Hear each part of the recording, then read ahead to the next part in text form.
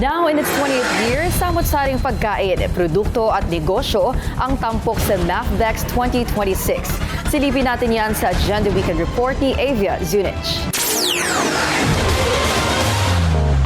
Food lovers and entrepreneurs are gathering once again as the Manila Foods and Beverages Expo, or MAFBEX 2026, celebrates its milestone 20th year.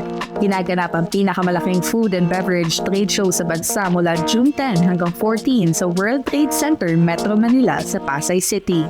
Bukod sa food tasting, nagsisilbi rin ang MAFBEX bilang isang plataporma para sa mga negosyante, suppliers at mga baguhang brand na maipakilala ang kanilang mga produkto at makabuo ng mga bagong partnership.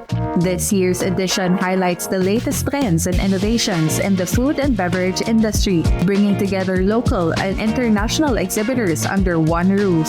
Kasama rin sa mga inaabangang aktibidad ang mga live cooking demonstrations, barista competitions at iba't events na nagpapakita ng kakayahan at pagkamalikhain ng mga profesional sa industriya. Sa pagdiriwang nito ng 20 taon, patuloy na pinapatunayan ng MAFBEX ang mahalagang papel nito sa pagpapalago ng food and beverage industry at sa pagbibigay ng mga bagong oportunidad para sa mga negosyo at food lovers. Para sa Agenda Weekend, Avia Zunic, Billionaire News Channel.